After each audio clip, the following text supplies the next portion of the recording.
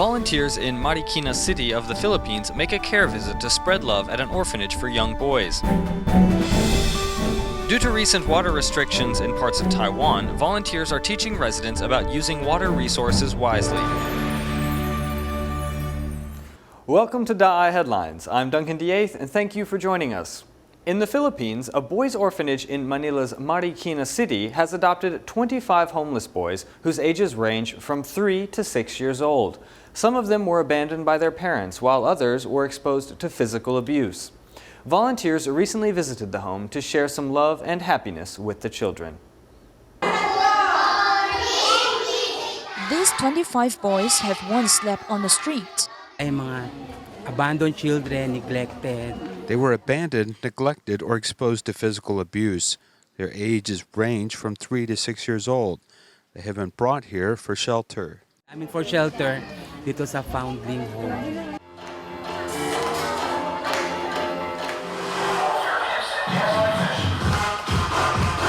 Since these orphans have long been neglected and looked down upon, they are emotionally unstable.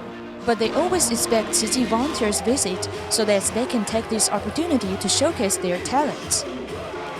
I cried because I had a similar situation in my childhood. My parents passed away years ago. After witnessing their situation, I realized how fortunate I am. At least I had relatives to take care of me and support me to study until I became self-reliant.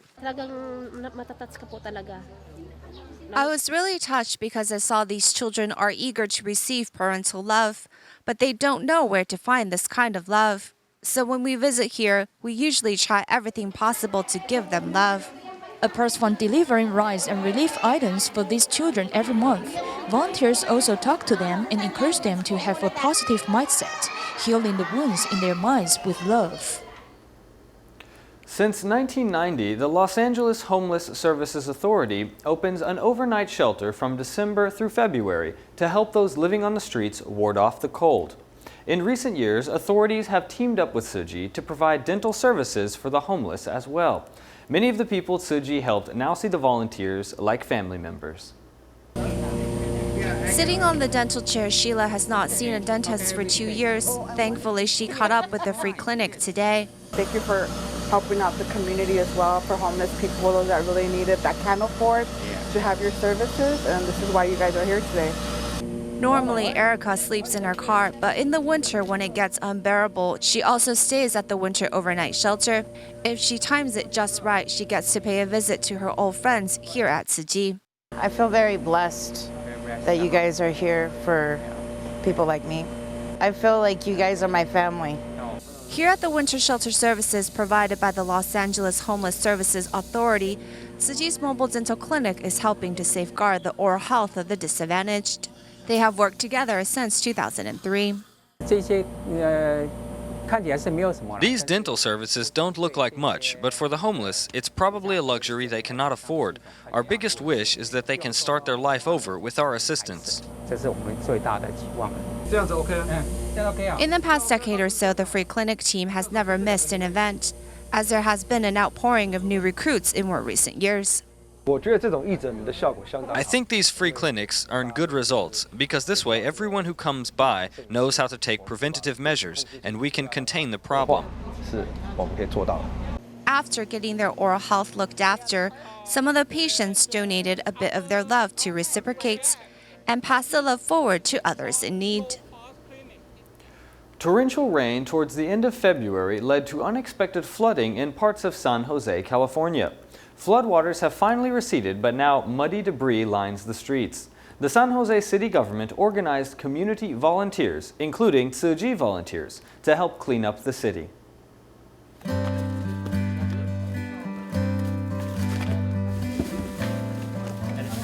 Oh yeah, we're just making some care packages for people in the community so that they can help us with clean up their houses and things.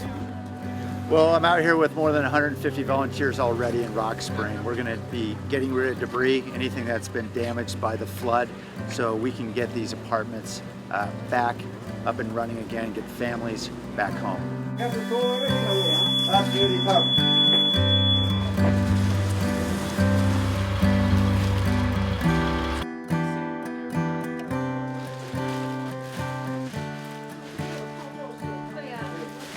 because it's too smell in here, and then, like, you know, I only got me, my brother, we got work, he's at work, so no time.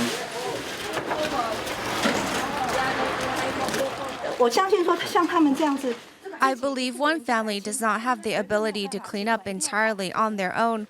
With more people's help, these families can return to their homes faster. 还好吗？还好啦，我们做得很高兴。种花种菜的力气很大，哇，马手 ，OK。Bây giờ thì ở nhà các bà làm chung.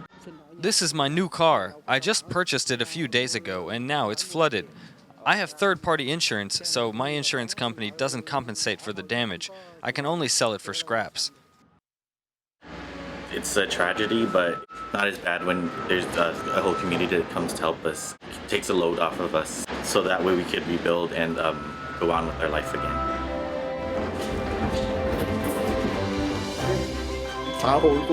I'm grateful for the community for coming out to help me.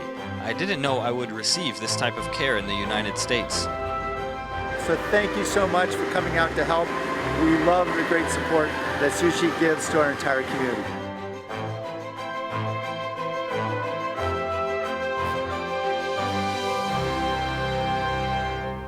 In our continuing series on immigrants, we meet a foreign spouse from Beijing, China. After moving to Taiwan, she found out her husband was in serious debt. But showing a strong spirit, she chose to work hard to help pay off the debt.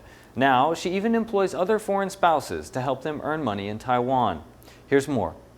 I need to strive for survival.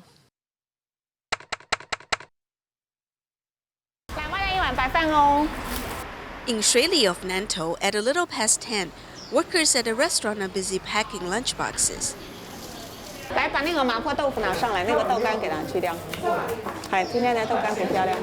Serving fresh and affordable meals, Cao Lifang gradually improved the business of the small restaurant.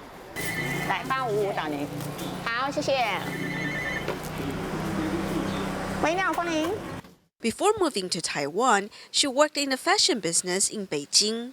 I did not know how to cook. I hired a chef in the beginning, and later I learned to cook. I'm more used to the food in northern China, which is heavier. Later, I adjusted my cooking and used less oil. Now she wears an apron and works in the kitchen to support her family. I seem to be hot-headed in the past. I believe in romance and true love. Falling in love with her husband and moving to Taiwan, she thought she would live happily ever after.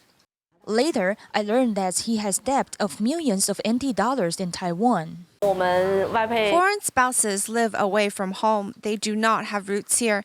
They cannot rely on their families or relatives. Li Fang knows that being away from home, she needs to stay strong. When I first moved here, my mother taught me, work more and talk less. Action speaks louder than words became her principle. Being content brings most happiness. Do not compare ourselves with others. Compared to people who suffer from domestic violence or other problems, I'm quite fortunate. Reality is different from ideals, but efforts will pay off. Although Li Fang and her husband do not spend much time together, they feel close to each other. He leads organized tours, and I keep working to support the family. Besides paying off the debts, she also employs other foreign spouses in her restaurant. Cao Lifang also enjoys doing charitable work. Working with other foreign spouses to help people makes her happy. We encourage each other and integrate into the mainstream society. We work hard with one heart. Low rainfall in Taiwan has forced some cities to order water rationing. In many Tsuji recycling stations in Taiwan, water tanks store rainwater for reuse. At the Nanbu recycling station in Nantou, for example, water tanks can store 96 metric tons of rainwater. Volunteers can use this extra water for all sorts of things. Now, let's hear some important advice about practicing water conservation. The tanks to collect rainwater in Nampu recycling station are on the rooftop. The biggest one can hold 20 metric tons of rainwater. We collect the rain through the pipes on the roof. The water tanks are used as cisterns, so it is convenient for flushing the toilet or washing hands in the sink. The collected rainwater is very clean too. It doesn't have any dirt, so it's very clean.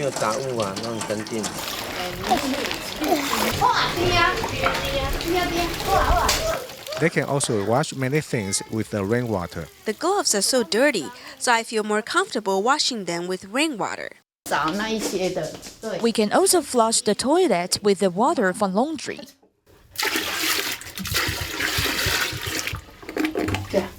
It can be clean too. Chen Wanyu has been insisting on using rainwater at home for 5 years. Let's look at her recent water bill. There are 10 people in her family. The recent water bill for 2 months is $12.60, or 63 cents for a person each month. Compared to 5 years ago when her family of 4 people did not use any rainwater, the bills ranged from $7.45 to $9.07 for 2 months, or from 93 cents to $1.13 on water for one person each month. It shows that after they started using rainwater, the bill dropped from $1.13 to 63 cents. The staff of Water Service Department came to get the figures. This person asked my neighbor if someone lived in my home. We've changed the water meter and he thought it is broken. Chen Wanyu says it is not difficult to cut back on water consumption. If you persist it for a while, it will become a habit. Next, Tzu volunteers in Qinghai are spreading the message of recycling and environmental protection in Huangyuan. Volunteers there discovered that many of the local residents are eager to get involved and help spread Tzuji's mission. Here's more. This is the beautiful scenery of Huangyuan in Qinghai, China. And these volunteers are on the streets helping to safeguard the environment here. Every week at designated times, some residents in the community bring Tzu volunteers the recyclables they have collected in their homes. I think that the people here are very simple and innocent. After we passed out the informational materials and people learned how the environment and people are connected, they're all very eager to help out and give us their recyclables. The basement of this large building is full of collected recyclables. Collecting recyclables is difficult work for this volunteer, Zhang Yulan, who is suffering from bronchitis. She is dedicated to the work, but her breathing becomes labored.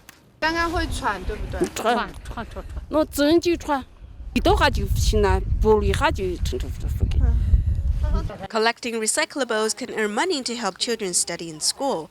That's our responsibility. Seeing those volunteers from Taiwan come all this way, using their own money just to teach us about recycling, their spirit is really inspiring to us. We used to always focus on work. How much did I make this month? Always working hard just to make money. But now our outlook has changed. We're more interested in teaching others and not just overworking ourselves. In this community, the number of people actively recycling continues to grow, and volunteers continue to spread the message of environmental protection. When environmental education is provided at a young age, studies show that when children become adults, they are more likely to keep good environmental practices. In Taichung, at Jinde Elementary, interactive energy stations are used to teach students the value of resources and the importance of conservation. Students of Jinde are paddling on an exercise bike as a way to generate power for the music and lights. The faster the students pedal, the more brightly the lights shine. These students are doing an interactive energy experiment as well as getting some exercise.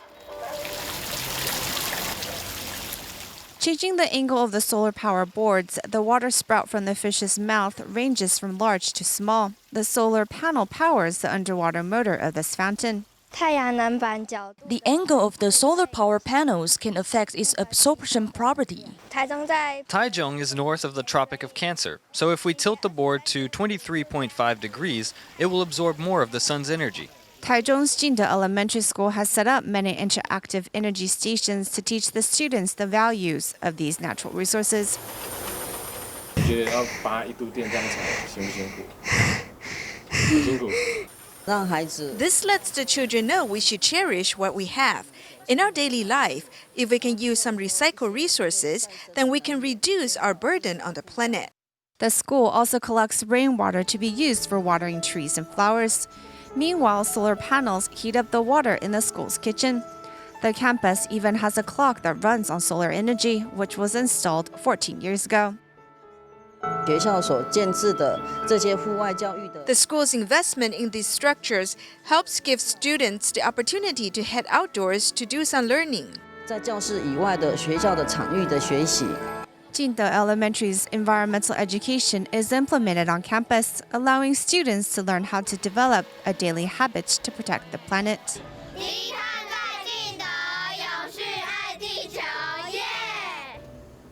In Tainan City, the Environmental Protection Bureau recently introduced a new electronic machine that helps residents sort and store recyclables.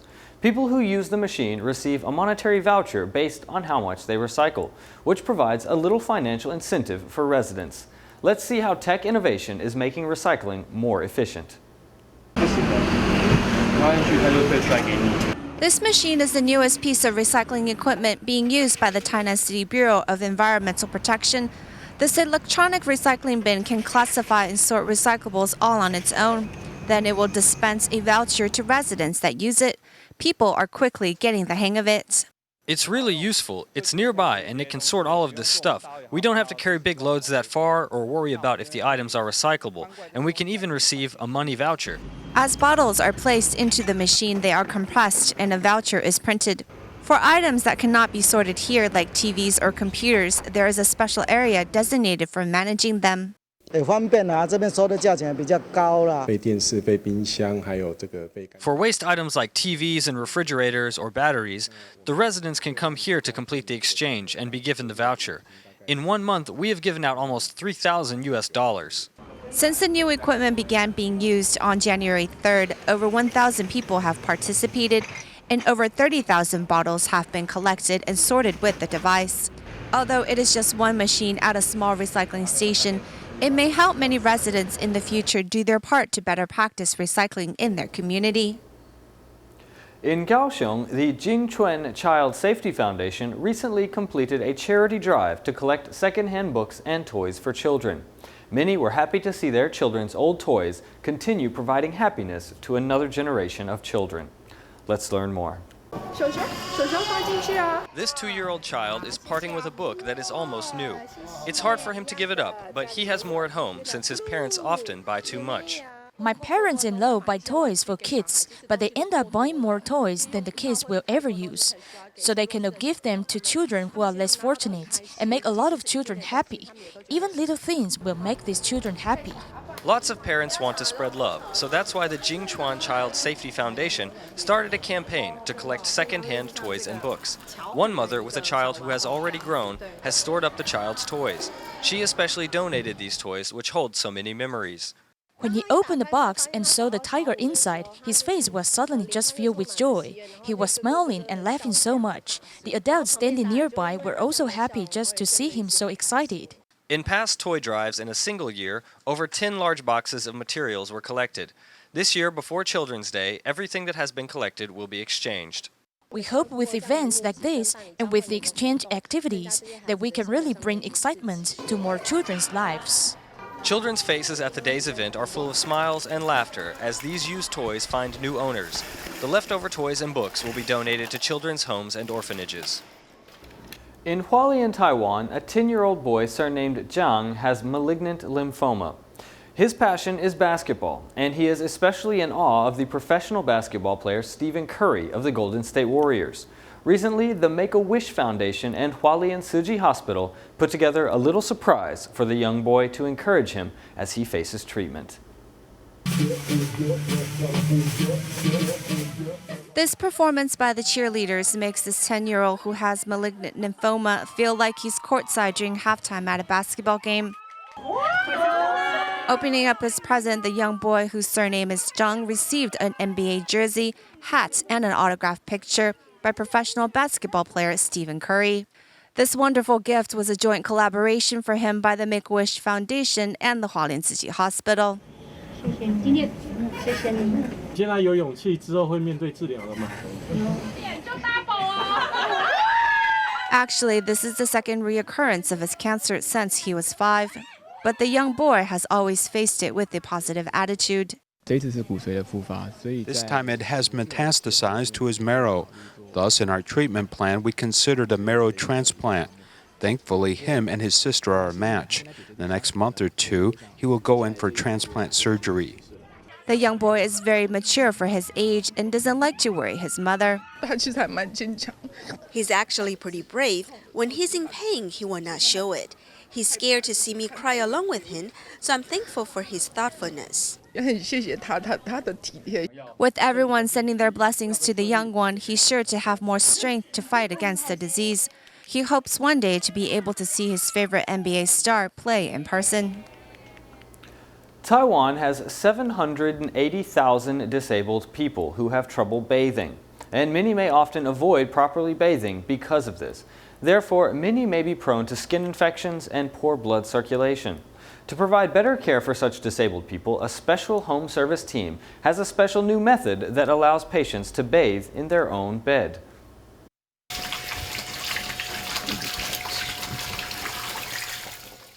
Multiple strokes led Mr. Tung to become disabled as he is receiving a bath while lying in his bed, the beneficiary of a new innovation. Taking a sheet of plastic and some cardboard partitions, his bed becomes a simple bath. And these home attendants and nurses can help Mrs. Tan, who has been taking care of her husband alone for the past 20 years. After the bath, we have to wipe dry folds of the skin in areas such as the armpit and groin. In fact, this type of bath is much different than simple wiping down, as it's very important for the disabled to be clean. Bathing them also helps their blood circulation and lead them to be in the best condition. Statistics show that about 70% of family caregivers are women, mostly spouses, daughters, or daughters-in-law. They spend as much as 13.5 hours a day providing care, and an average of 10 years for each person with a disability. Only those who have done the work can understand the difficulty they face. You need to summon your own strength. A lot of social resources are needed, as simply relying upon yourself is sometimes not enough.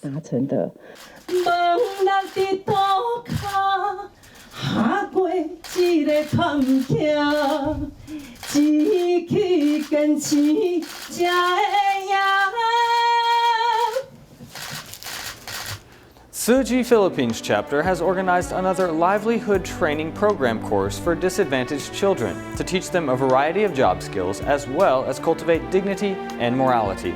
That's all the time we have for today. Thanks for joining us, and we'll see you next time.